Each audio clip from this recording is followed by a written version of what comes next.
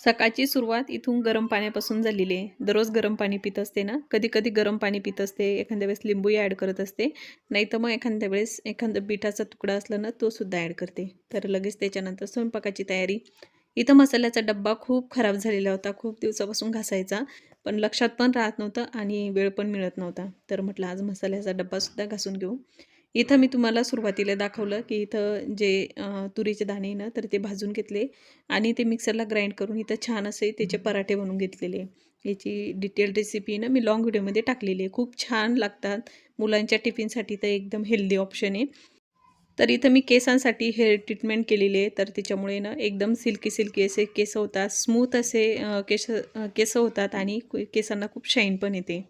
तर खूप छान वाटतात. काहीतरी थोडासा बदल केला ना, तर आपला लूकही थोडासा बदलतो आणि आपल्यालाही छान आणि फ्रेश वाटतं. तर इथं लगेच मग मी मसाल्याच्या डब्यातले सगळे मसाले काढून घेतलेले ह्या वाट्यांमध्ये आणि लगेच मग मसाल्याचा डब्बा घासायला घेतलेला आहे. तर इथं मी मसाल्याचा डब्बा घासून घेतलेला आहे आणि पोर्चवरती ऊन आलेलं होतं ना, तर म्हटलं पोर्चवरतीच उन्हात वाळत टाकू, कारण मग त्याच्यात परत मसाले भरून ठेवायचे होते.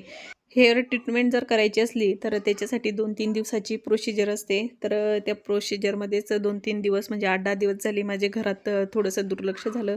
घर खूप अस्तव्यस्त झालेलं होतं, तर इथं मग मी हॉलपासूनच सुरुवात केली.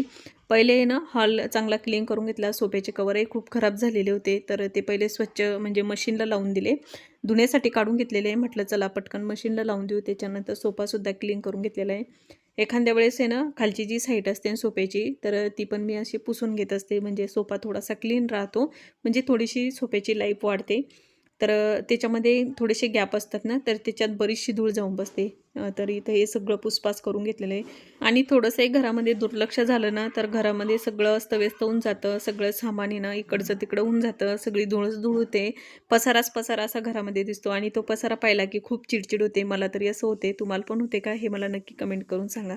संध्याकाळच्या स्वयंपाकामध्ये इथं मी गोबी बनवलेली होती मसाल्याची. याची पण डिटेल रेसिपी मी व्हिडिओमध्ये म्हणजे शेअर केलेली आहे. तर देवांचे पप्पा येताना आहे ना, भाजीपाला घेऊन आलेले होते. तर अद्रक आणलेली होती. सगळाच भाजीपाला आणला होता. पण अद्रक आहे ना, पहिले मी असे स्वच्छ धुवून ठेवत असते.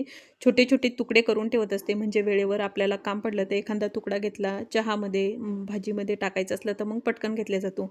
स्वच्छ धुवून ठेवलेले असले ना, तर मग कधी आपण तो तुकडा वापरण्यात घेऊ शकतो.